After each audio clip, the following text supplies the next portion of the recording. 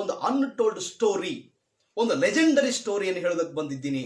ಯಾರ್ದಪ್ಪ ಅಂತಂದ್ರೆ ಭಾರತದ ಮೊಟ್ಟ ಮೊದಲ ದಲಿತ ಕ್ರೀಡಾಪಟು, ಭಾರತದ ಮೊಟ್ಟ ಮೊದಲ ದಲಿತ ಕ್ರಿಕೆಟ್ ಕ್ರೀಡಾಪಟು, ಅಂಬೇಡ್ಕರ್ ಅವರಿಂದ ಸನ್ಮಾನಕ್ಕೆ ಒಳಗಾದಂತಹ ಕ್ರೀಡಾಪಟು, ಅಂಬೇಡ್ಕರ್ ಅವರಿಗೆ ರಿಯಲ್ ಹೀರೋ ಆದಂತ ಒಬ್ಬ ಕ್ರೀಡಾಪಟು, ಮುಖ್ಯವಾಗಿ ಅಸ್ಪೃಶ್ಯತೆಯನ್ನ ಪ್ರತಿಭೆಯ ಮೂಲಕ ಮೆಟ್ಟಿ ನಿಂತ ಮಹಾನ್ ದಲಿತ ದೈತ್ಯ ಕ್ರೀಡಾ ಪ್ರತಿಭೆಯ ಕುರಿತಾಗಿ ಇಂದಿನ ಕ್ಲಾಸಲ್ಲಿ ನಿಮ್ಮೊಂದಿಗೆ ವಿಚಾರಗಳನ್ನು ಹಂಚ್ಕೊಳ್ಳೋಕೆ ಬಂದಿದ್ದೀನಿ. ಅದಕ್ಕಿಂತ ಮುಂಚಿತವಾಗಿ ಯಾರ್ಯಾರು ನನ್ನ ಈ ಒಂದು ಇಂಡಿಯನ್ ಯೂಟ್ಯೂಬ್ ಚಾನಲ್ ಅನ್ನ ವೀಕ್ಷಣೆ ಮಾಡ್ತಾ ಇದ್ದೀರೋ, ಮೊಟ್ಟ ಮೊದಲ ಬಾರಿಗೆ ವೀಕ್ಷಣೆ ಮಾಡ್ತಕ್ಕಂತಹ ಸ್ನೇಹಿತರೆ ದಯವಿಟ್ಟು ಸಬ್ಸ್ಕ್ರೈಬ್ ಆಗಿ, ಹಾಗೆ ಈ ಒಂದು ಅನ್ಟೋಲ್ಡ್ ಸ್ಟೋರಿಯನ್ನ ಪೂರ್ತಿಯಾಗಿ ವೀಕ್ಷಣೆ ಮಾಡಿ, ಕೊನೆಗೆ ಇಷ್ಟ ಆದರೆ ಲೈಕ್ ಮಾಡಿ, ಹಾಗೆ ಶೇರ್ ಮಾಡಿ, ಕಮೆಂಟ್ ಮಾಡುವುದರ ಮುಖಾಂತರ ನಿಮ್ಮ ಬೆಂಬಲವನ್ನ ಈ ಒಂದು ಚಾನಲ್ಗೆ ಕೊಟ್ಟು ಬೆಳೆಸಿ ಅಂತ ಕೇಳ್ಕೊತೀನಿ. ಸರಿಯಾಗದ್ರೆ ಸ್ನೇಹಿತರೆ ನೇರವಾಗಿ ಕತೆಗೆ ಹೋಗೋಣ. ಏನೋದು ರೋಚಕ ಕತೆ. ನಮಗೆ ಕ್ರಿಕೆಟ್ ಅಂದ ತಕ್ಷಣ ಮಹಾನ್ ದಿಗ್ಗಜರೆಲ್ಲ ಗೊತ್ತು. ಸುನಿಲ್ ಗವಾಸ್ಕರ್ ಗೊತ್ತು, ಕಪಿಲ್ ದೇವ ಗೊತ್ತು, ಕ್ರಿಕೆಟ್ ದೇವರು ಸಚಿನ್ ತೆಂಡೂಲ್ಕರ್ ಗೊತ್ತು, ದಾದಾ ಸೌರವ್ ಗಂಗೂಲಿ ಗೊತ್ತು, ವಾಲ್ ದ್ರಾವಿಡ ಗೊತ್ತು, ಇತ್ತೀಚಿನ ಕೊಹ್ಲಿ ಗೊತ್ತು, ರೋಹಿತ್ ಶರ್ಮಾ ಗೊತ್ತು. ಆದರೆ ಶತಮಾನದ ಕ್ರಿಕೆಟಿಗ, ಇದಕ್ಕಿಂತ 100 ವರ್ಷ ಮುಂಚೆನೆ ಆತ ಭಾರತದಲ್ಲಿ ಕ್ರಿಕೆಟ್ ಆಡಿ ಭಾರತದ ಕೀರ್ತಿಯನ್ನ ಇಂಗ್ಲೆಂಡಿನವರೆಗೂ ತೆಗೆದುಕೊಂಡಂತ ಒಬ್ಬ ಮಹಾನ್ ಕ್ರಿಕೆಟ್ ಆಟಗಾರನ ಬಗ್ಗೆ ತುಂಬಾ ಜನಕ್ಕೆ ಗೊತ್ತಿಲ್ಲ. ಈ ಕ್ರಿಕೆಟ್ ಬುದ್ಧಿಜೀವಿಗಳು ಕೂಡ ಅವರನ್ನ ಕಡೆಗಣಿಸಿದ್ದಾರೆ. ಇದನ್ನು ನೋಡಿದ್ರೆ ಈ ದೇಶದಲ್ಲಿ ಪ್ರತಿಭೆ ಅನ್ನುವಂಥದ್ದು ಕೇವಲ ಮೇಲ್ವರ್ಗದವರಿಗೆ ಮಾತ್ರನಾ, ಮೇಲ್ವರ್ಗದಲ್ಲಿ ಪ್ರತಿಭೆ ಇದ್ರೆ ಮಾತ್ರ ಗುರುತಿಸಲ್ಪಡ್ತಾರಾ ಅನ್ನುವಂತ ಒಂದು ಖೇದ ಆಗ್ತದೆ. ಪ್ರತಿಭೆಗಳನ್ನ ಅವಮಾನಿಸುವಂತ ಒಂದು ದೊಡ್ಡದಾದಂತ ಒಂದು ಇತಿಹಾಸನೇ ಇದೆ. ಆ ಇತಿಹಾಸಕ್ಕೆ ಒಂದು ಗೂಟವನ್ನ ಜಡಿದು ಆ ತನ್ನ ಪ್ರತಿಭೆಯಿಂದಲೇ ಆ ಒಂದು ದಲಿತ ದ್ವೇಷವನ್ನ ಮಟ್ಟ ಹಾಕಿದಂತ ಒಬ್ಬ ವ್ಯಕ್ತಿಯ ಕಥೆಯನ್ನ ಇವತ್ತು ಹೇಳ್ತಾ ಇದ್ದೀನಿ. ಅವ್ರು ಬೇರೆ ಯಾರು ಅಲ್ಲ, ಪಲ್ವಂಕರ್ ಬಾಲು ಅಂತೇಳಿ. ತುಂಬಾ ಜನರಿಗೆ ಈ ಹೆಸರು ಕೇಳಕ್ ಸಾಧ್ಯನೇ ಇಲ್ಲ. ಪಲ್ವಂಕರ್ ಬಾಲು ಅಂತ ಹೇಳಿ ಆತ ಮೊಟ್ಟ ಮೊದಲ ದಲಿತ ಕ್ರಿಕೆಟ್ ಪಟು ಅಂತೇಳಿ ಕರೆಸಿಕೊಳ್ತಾನೆ. ಸರಿಯಾಗಾದ್ರೆ ಆತನ ಒಂದು ಹಿನ್ನೆಲೆ ನೋಡೋದಾದ್ರೆ ಈತ 1875 ಮಾರ್ಚ್ 17ರಂದು ಹುಟ್ಟುತ್ತಾನೆ. ಈತನ ಊರು ಮೂಲ ಉತ್ತರ ಗೋವಾದ ಪಲ್ವನ್ ಅನ್ನುವಂತ ಗ್ರಾಮ. ಆದ್ರೆ ಈತ ಹುಟ್ಟಿದ್ದೆಲ್ಲಪ್ಪ ಅಂತಂದ್ರೆ ಬಾಂಬೆ ಪ್ರೆಸಿಡೆನ್ಸಿಯ ಅಡಿಯಲ್ಲಿ ಇದ್ದಂತ ಧಾರವಾಡದಲ್ಲಿ ಈತನ ಜನನ ಆಗ್ತದೆ. ನೋಡಿ, ಈತನ ರಾಜ್ಯ ಗೋವಾ, ಆದ್ರೆ ಹುಟ್ಟಿದ್ದು ಮಾತ್ರ ಕರ್ನಾಟಕದಲ್ಲಿ. ಈತನ ಹೆಸರು ಪಲ್ವಂಕರ್ ಬಾಲು ಅಂತ ಹೇಳಿ 1875 ಮಾರ್ಚ್ 17ರಂದು ಜನನ ಆಗ್ತದೆ. ಈತನ ತಂದೆ ಬ್ರಿಟಿಷ್ ಸೇನೆಯಲ್ಲಿ ಒಬ್ಬ ಸಿಪಾಯಿ ಆಗಿದ್ದ. ಹೀಗೆ ತಂದೆಯ ಒಂದು ಉದ್ಯೋಗ ಕಾರಣಕ್ಕೋಸ್ಕರ ಇವರ ಒಂದು ಫ್ಯಾಮಿಲಿ ಪುನಾಕ್ಕೆ ಶಿಫ್ಟ್ ಆಗ್ತದೆ. ಅಲ್ಲೇ ತನ್ನ ಬಾಲ್ಯವನ್ನು ಕಳೀತಾನೆ. ಇವರು ಒಟ್ಟು 4 ಜನ ಸಹೋದರರು ಇರ್ತಾರೆ. ಇಲ್ಲಿ ಮುಖ್ಯವಾಗಿ ಮೊದಲನೇದವನು ಈತ ಬಾಲು ಆದ್ರೆ, ಎರಡನೇದವನು ಶಿವರಾಮ್ ಅಂತ ಹೇಳಿ, ಮೂರನೇದವನು ವಿಠಲ್ ಅಂತೇಳಿ, 4ನೇದವರು ಗಣಪ ಅಂತೇಳಿ. ಈ 4 ಜನರ ಹೆಸರನ್ನ ಯಾಕೆ ಹೇಳಿದೆ ಅಂತಂದ್ರೆ, ನಂತರ ಭಾರತ ಕ್ರಿಕೆಟ್ ಟೀಮ್ ನಲ್ಲಿ 4 ಜನ ಸಹೋದರರು ಒಂದೇ ಟೀಮ್ ಅಲ್ಲಿ ಆಡಿದಂತ ಹೆಗ್ಗಳಿಕೆ ಈ ಒಂದು ಪಲ್ವಂಕರ್ ಮನೆತನಕ್ಕೆ ಇದೆ. ಸರಿಯಾಗಾದ್ರೆ ಈತನ ಒಂದು ಹಿನ್ನೆಲೆ ನೋಡಿದಾಗ ಈತ ಮೂಲತಃ ಚಮ್ಮಾರ ಮನೆತನಕ್ಕೆ ಸೇರಿದಂತ ಒಬ್ಬ ದಲಿತ, ಚಮ್ಮಾರ ಮನೆತನಕ್ಕೆ ಸೇರಿದಂತ ಒಂದು ದಲಿತ ಪ್ರತಿಭೆ. ತಂದೆ ಇಂಗ್ಲಿಷ್ ಉದ್ಯೋಗಿಯಾಗಿ ಸಿಪಾಯಿಯಾಗಿ ಇರ್ತಾನೆ. ಆ ಒಂದು ಪುಣಾಕ್ ಹೋಗ್ತಾರೆ. ಅಲ್ಲಿ ಈತ ಆಡಿ ಬೆಳಿತಾನೆ. ಇಂಗ್ಲಿಷ್ ಅಧಿಕಾರಿಗಳು ಆಡಿ ಎಸೆದಂತ ಬ್ಯಾಟು ಮತ್ತು ಸ್ಟಂಪು ಬಾಲ್ಗಳನ್ನ ತೆಗೆದುಕೊಂಡು ಶಿವರಾಮ ತಾನು ಕ್ರಿಕೆಟ್ ಕಲಿಯುವುದಕ್ಕೆ ಶುರು ಮಾಡ್ತಾರೆ. ನೋಡಿ, ಅವ್ರೇನು ಆಟಗಾರರು, ಇಂಗ್ಲಿಷ್ ಆಟಗಾರರು ಇದ್ದಲ್ಲ, ಅವರು ಆಡಿ ಬಿಸಾಕಿದಂತ ವೇಸ್ಟ್ ಆದಂತ ಆ ಬ್ಯಾಟು ಮತ್ತು ಆ ಒಂದು ಬಾಲು ವಿಕೆಟ್ಗಳನ್ನ ತೆಗೆದುಕೊಂಡು ಇವರು ಕ್ರಿಕೆಟ್ ಅನ್ನ ಆರಂಭ ಮಾಡಿದ್ರು. ನಂತರ ಈತನಿಗೆ ಉದ್ಯೋಗ ಸಿಗ್ತದೆ. ಆ ಪುನಾದ ಸ್ಥಳೀಯ ಪಾರ್ಸಿ ಕ್ಲಬ್ಬಿನಲ್ಲಿ ಈತನಿಗೆ ಪಿಚ್ ಗೂಡಿಸುವ ಮತ್ತು ರೋಲರ್ ಓಡಿಸುವಂತ ಕೆಲಸ ಸಿಗ್ತದೆ. ಅಂದ್ರೆ ಪಿಚ್ ಅನ್ನ ರೆಡಿ ಮಾಡತಕ್ಕಂತ, ಕ್ರಿಕೆಟ್ ಆಡೋದಕ್ಕಂತ ಹೇಳಿ ಅವತ್ತು ಒಂದು ಸ್ಟೈಲಿಶ್ ಆಗಿತ್ತು ಬ್ರಿಟಿಷರಿಗೆ. ಹಾಗಾಗಿ ಭಾರತೀಯರು ಕೂಡ ಅದನ್ನ ಆಡ್ತಾ ಇದ್ರು. ಪಾರ್ಸಿ ಕ್ಲಬ್ ಅಂತಿತ್ತು. ಅಲ್ಲಿ ಪಿಚ್ ಗೂಡಿಸುವಂತದ್ದು, ರೋಲರ್ ಹೊಡಿಯುವಂತದ್ದು ಈತನ ಕೆಲಸ. ತಿಂಗಳಿಗೆ ₹3 ಸಂಬಳ. ಹೀಗೆ ಆಡ್ತಿರ್ಬೇಕಾದ್ರೆ ಒಂದು ಸಾರಿ ಈತನ ಒಂದು ಪ್ರತಿಭೆಯನ್ನ ಒಬ್ಬ ಇಂಗ್ಲಿಷ್ ಕ್ರಿಕೆಟ್ ಆಟಗಾರ ಜೆ.ಜಿ. ಗ್ರೇಗ್ ಅನ್ನುವಂತ ಒಬ್ಬ ಕ್ರಿಕೆಟ್ ಆಟಗಾರ ಈತನ ಒಂದು ಎಡಗೈ ಸ್ಪಿನ್ ಮಾಡುವಂತ ಪ್ರತಿಭೆಯನ್ನ ಗುರುತಿಸ್ತಾನೆ. ಗುರುತಿಸಿ ಏನಪ್ಪಾ ಅಂತಂದ್ರೆ ಅಲ್ಲೇ ಒಂದು ಹಿಂದೂ ಕ್ಲಬ್ ಅಂತ ಇರ್ತದೆ. ಹಿಂದೂ ಕ್ಲಬ್ ಪ್ರತಿ ಸಾರಿ ಬ್ರಿಟಿಷರೊಂದಿಗೆ ಸೋಲ್ತಾನೆ ಇರ್ತದೆ. ಅಂತ ಸಂದರ್ಭದಲ್ಲಿ ಈ ಜಿ.ಜಿ. ಗ್ರೇಗ್ ಏನ್ ಮಾಡ್ತಾನಂದ್ರೆ ತನ್ನ ಚುಚ್ಚು ಮಾತುಗಳ ಮೂಲಕ ಈತನಿಗೆ ಹಿಂದೂ ಕ್ಲಬ್ಗೆ ಶಿಫಾರಸ್ ಮಾಡ್ತಾನೆ. ಅಂದ್ರೆ ನಮ್ಮನ್ನು ಗೆದ್ದು ತೋರಿಸಿ, ಹಾಗೆ ಹೀಗೆ ನೀವು ಭಾರತೀಯರು ನಮ್ಮನ್ನು ಗೆಲ್ಲಕ್ಕೆ ಸಾಧ್ಯನೇ ಇಲ್ಲ, ನೀವು ಹಿಂದೂಗಳು ನಮ್ಮನ್ನು ಗೆಲ್ಲಕ್ಕೆ ಸಾಧ್ಯನೇ ಇಲ್ಲ ಅಂತ ಹೇಳಿ ಆ ಒಂದು ಟೀಮ್ಗೆ ಚುಚ್ಚು ಮಾತಾಡಿದಾಗ ಆತ ಆ ಒಂದು ಚುಚ್ಚು ಮಾತಿನಿಂದ ನೊಂದಂತ ಆ ಹಿಂದೂ ಟೀಮಿನ ಆ ಯುವಕರು ಈತ ಯಾರು ಈ ಒಂದು ಪಲ್ವಂಕರ್ರ ಒಂದು ಪ್ರತಿಭೆಯನ್ನು ನೋಡಿರ್ತಾರೆ. ಹಾಗಾಗಿ ಬ್ರಿಟಿಷರನ್ನು ಸೋಲಿಸುವುದಕ್ಕೆ ಈತನೇ ಸರಿಯಾದಂತ ವ್ಯಕ್ತಿ, ಬ್ರಿಟಿಷರನ್ನ ಸೋಲಿಸುವುದಕ್ಕೆ ಈತನೇ ಸರಿಯಾದ ವ್ಯಕ್ತಿ ಅಂತ ಹೇಳಿ ಪಲ್ವಂಕರ್ ಬಾಲುನನ್ನ ಕಂಡೀಷನ್ ಮೇಲೆ ಹಿಂದೂ ಕ್ಲಬ್ಗೆ ಸೇರಿಸಿಕೊಳ್ಳಲಾಗ್ತದ. ಭಾರತದಲ್ಲಿದ್ದಂತ ಹಿಂದೂ ಕ್ಲಬ್ಗೆ ಷರತ್ತುಗಳ ಆಧಾರದ ಮೇಲೆ ಸೇರಿಸಿಕೊಳ್ಳಲಾಗ್ತದ. ಇಲ್ಲೇ ಆತನಿಗೆ ಒಂದು ಅಸ್ಪೃಶ್ಯತೆಯ, ಒಂದು ಜಾತಿವಾದದ, ಒಂದು ಮೂಲವಾದದ ಬೇರಿನ ಅರಿವಾಗ್ತದ. ಆದರೆ ಅಷ್ಟೊತ್ತಿಗೆ ಆಗಲೇ ಆತ ತಾನು ಹಿಂದುಳಿದ ಜಾತಿಯವನು, ಕೆಳವರ್ಗದವನು ಅಂತ ಗೊತ್ತಿದ್ರೂ ಕೂಡ, ತನ್ನ ಪ್ರತಿಭೆ ಇದ್ರೂ ಕೂಡ ತನ್ನನ್ನು ಹೇಗೆ ನೋಡ್ತಾರೆ ಅನ್ನೋದನ್ನ ಇಲ್ಲಿ ಮೊಟ್ಟ ಮೊದಲ ಬಾರಿಗೆ ಆತ ಕಂಡ್ಕೋತಾನೆ. ಇದೇನು ದೊಡ್ಡ ವಿಷಯ ಅಲ್ಲ. ಯಾಕಂದ್ರೆ ಅಂಬೇಡ್ಕರ್ ಅವರು ವಿದೇಶದಿಂದ ಹಲವಾರು ಪದವಿಗಳನ್ನು ತೆಗೆದುಕೊಂಡು ಬಂದರೂ ಕೂಡ ಈ ದೇಶದಲ್ಲಿ ಇರ್ತಕ್ಕಂಥ ಜಾತಿವಾದಿ ಮನಸ್ಸುಗಳು ಅವರನ್ನು ಹೇಗೆ ನಡೆಸ್ಕೊಂಡ್ರು ಅನ್ನೋದು ನಮ್ಮ ಚರಿತ್ರೆ ಹೇಳ್ತಾ ಇದೆಯಲ್ಲ. ಹಾಗೆ ಇಲ್ಲಿ ಕೂಡ ಆಯ್ತ ಕಂಡೀಷನ್. ಏನು ಕಂಡೀಷನ್ ಅಂದರೆ, ಗ್ರೌಂಡಲ್ಲಿ ಪಲ್ವಂಕರ್ ಮುಟ್ಟಿದ ಬಾಲನ್ನ ಮುಟ್ಟಬಹುದಾಗಿತ್ತು.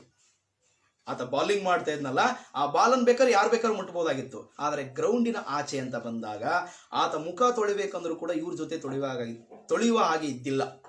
ಬೇರೆ ತನ್ನ ಜಾತಿಯ ಹುಡುಗನಿಂದಲೇ ಆತ ನೀರನ್ನು ಹಾಕ್ಸ್ಕೊಂಡು ತೊಳಿತಾ ಇದ್ದ. ಹಾಗೆ ಟೀ ಕುಡಿಬೇಕಂದ್ರೂ ಕೂಡ ಎತ್ತಿ ಬಿಸಾಕ್ತಕ್ಕಂಥ ಮಣ್ಣಿನ ಕುಡಿಕೆಯಲ್ಲಿ ಈತನಿಗೆ ಟೀ ಕೊಳ್ಳಾಗ್ತಿತ್ತು. ಅದು ದೂರ ನಿಂತ್ಕೊಂಡು ಅವ್ರ ಜೊತೆ ನಿಂತ್ಕೊಳ್ಳೋಕೆ ಇದ್ದಿರ್ಲಿಲ್ಲ. ಊಟ ಮಾಡ್ಬೇಕಂದ್ರೂ ಕೂಡ ಈತನಿಗೆ ಬೇರೆ ಊಟ, ಅವ್ರಿಗೆ ಬೇರೆ ಊಟ. ಆದರೂ ಕೂಡ ಒಂದೇ ಟೀಮಲ್ಲಿ ಇದ್ದಂಥವ್ರು, ಭಾರತದ ಕೀರ್ತಿಗೋಸ್ಕರ ಹೋರಾಡ್ತಕ್ಕಂಥವ್ರು, ಇಂಗ್ಲಿಷರನ್ನ ಸೋಲಿಸಬೇಕು ಅನ್ನುವಂಥ ಮನೋಭಾವ ಇರತಕ್ಕಂಥವ್ರು. ಆದರೆ ಇಲ್ಲಿ ಆತನ ಪ್ರತಿಭೆಯನ್ನು ಮಾತ್ರ ಬಳಸ್ಕೊಂಡ್ರೆ ಹೊರತಾಗಿ ಜಾತಿ ಕಾರಣಕ್ಕೋಸ್ಕರ ಆತನ ಮೇಲೆ ಅಸ್ಪೃಶ್ಯತೆಯನ್ನು ಏರೋದು ಬಿಡಲಿಲ್ಲ. ಆದ್ರೂ ಕೂಡ ಪಲ್ವಂಕರ್ ನೊಂದ್ಕೊಳ್ಳಿಲ್ಲ.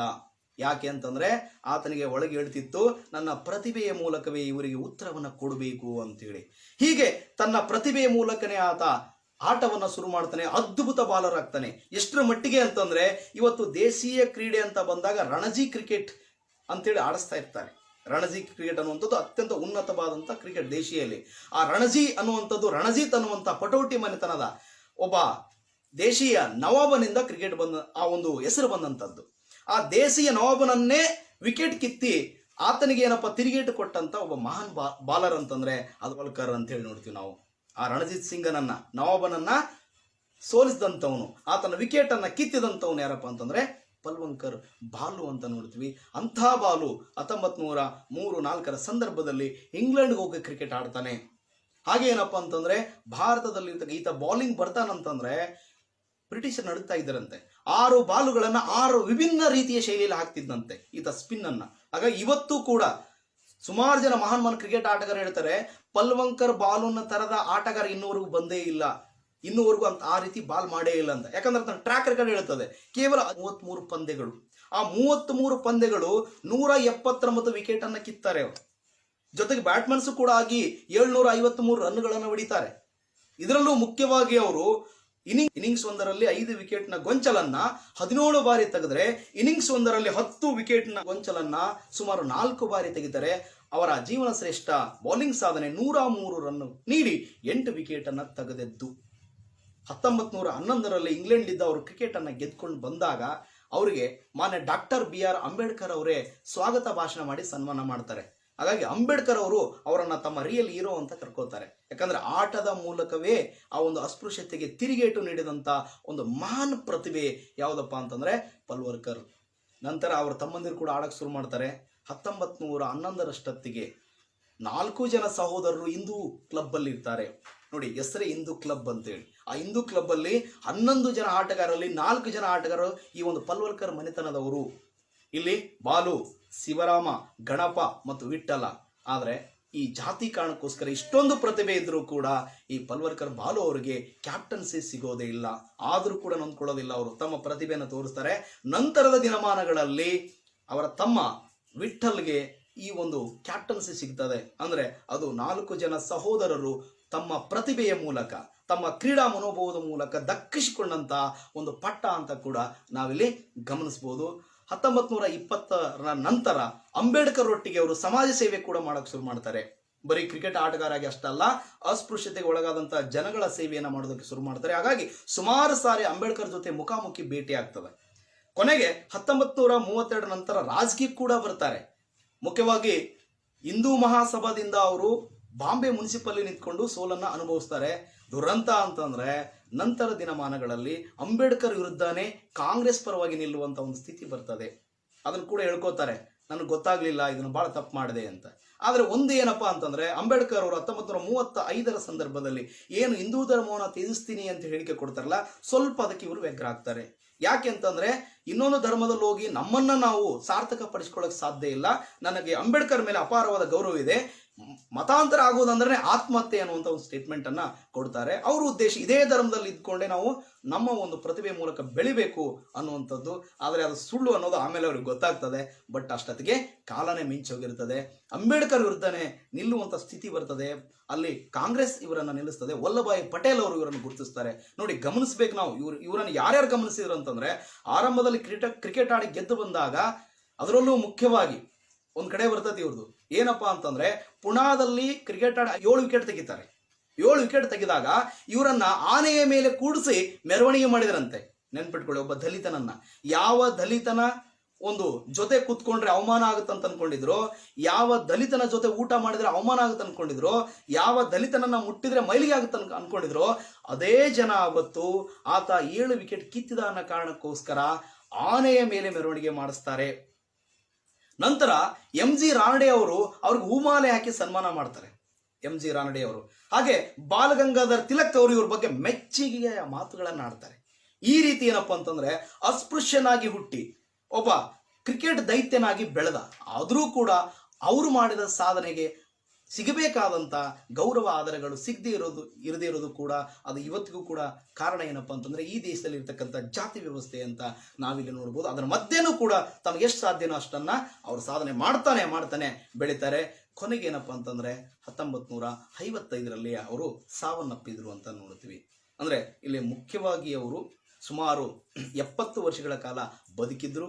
ಆದರೆ ನಂತರ ಕೂಡ ಭಾರತ ಸರ್ಕಾರ ಅವರನ್ನ ಗುರುತಿಸದೇ ಇರೋದು ಕೂಡ ದುರಂತ ಅಂತ. ಇವತ್ತೆಲ್ಲ ನಾವು ನೋಡ್ತಾ ಇದ್ದೀವಿ, ದೈತ್ಯ ಪ್ರತಿಭೆಗಳಂತ ನೋಡ್ತಾ ಇದ್ವಿ. ಆದ್ರೆ ಆ ದೈತ್ಯ ಪ್ರತಿಭೆಗಳಿಗೆಲ್ಲ ಮುನ್ನುಡಿಯನ್ನ ಬರೆದಂತ, ಭಾರತದ ಕೀರ್ತಿಯನ್ನ ಅಂತಾರಾಷ್ಟ್ರೀಯ ಮಟ್ಟದಲ್ಲಿ ಎತ್ತರಿಸಿದಂತ ಒಬ್ಬ ಮಹಾನ್ ಕ್ರಿಕೆಟಿಗ, ಒಬ್ಬ ಮಹಾನ್ ದೈತ್ಯ ಕ್ರೀಡಾಪಟು ಅಂತಂದ್ರೆ ಅದು ಬಲ್ವಂಕರ್ ಬಾಲು ಅನ್ನೋದನ್ನ ನಾವ್ಯಾರು ಭಾರತೀಯರು ಮರಿಬಾರದು. ಇಲ್ಲಿ ದಲಿತ ಅನ್ನುವಂಥ ಶಬ್ದವನ್ನ ಬಳಸಿರುವಂತ ಉದ್ದೇಶ ಇಷ್ಟೇ, ಆತ ಎಲ್ಲಿಂದ ಬಂದ ಅನ್ನುವಂಥದ್ದು. ಆದರೆ ಕೊನೆಯದಾಗಿ ಹೇಳ್ತೀನಿ, ಆತೊಬ್ಬ ಭಾರತೀಯ ಮಹಾನ್ ಕ್ರೀಡಾಪಟು, ಒಬ್ಬ ಭಾರತೀಯ ಶೋಷಿತ ಸಮುದಾಯದ ಪ್ರತಿನಿಧಿಯಾಗಿ ಬಂದಂತ ಒಬ್ಬ ಕ್ರೀಡಾ ದಿಗ್ವಿಜಯ್ ಅನ್ನೋದನ್ನ ಮಾತ್ರ ನಾವೆಲ್ಲ ಇವತ್ತಿನ ಈ ಒಂದು ಸಂದರ್ಭದಲ್ಲಿ ನೆನ್ಪಿಟ್ಕೊಳ್ಳೋಣ. ಓಕೆ, ಈ ಒಂದು ಅನ್ಟೋಲ್ ಸ್ಟೋರಿಯನ್ನ, ತೆರೆಮರೆಯಲ್ಲಿರ್ತಕ್ಕಂಥ ಕಾಯಿಯನ್ನ ಮುನ್ನೆಲೆಗೆ ತರತಕ್ಕಂಥದ್ದು ನಮ್ಮೆಲ್ಲರ ಧರ್ಮ. ಹಾಗಾಗಿ ಮುಂದಿನ ದಿನಮಾನದಲ್ಲಾದರೂ ಕೂಡ ಭಾರತ ಸರ್ಕಾರ ಇವರ ಒಂದು ಸಾಧನೆಯನ್ನು ಗುರುತಿಸಲಿ. ಈಗಾಗಲೇ 100 ವರ್ಷ ಕಳೆದೋಗಿದೆ. ಆ 100 ವರ್ಷದಲ್ಲಿ ಇವ್ರನ್ನ ಗುರುತಿಸುವಂಥ ಪ್ರಯತ್ನ ಆಗಿಲ್ಲ, ಮುಂದಾದರೂ ಗುರುತಿಸಲಿ ಅಂತ ಹೇಳ್ತಾ ಈ ಒಂದು ವಿಡಿಯೋ ನಿಮ್ಮೆಲ್ಲರಿಗೂ ಇಷ್ಟ ಆಗಿದ್ರೆ ದಯವಿಟ್ಟು ಲೈಕ್ ಮಾಡಿ, ಶೇರ್ ಮಾಡಿ, ಕಮೆಂಟ್ ಮಾಡಿ. ಧನ್ಯವಾದಗಳು.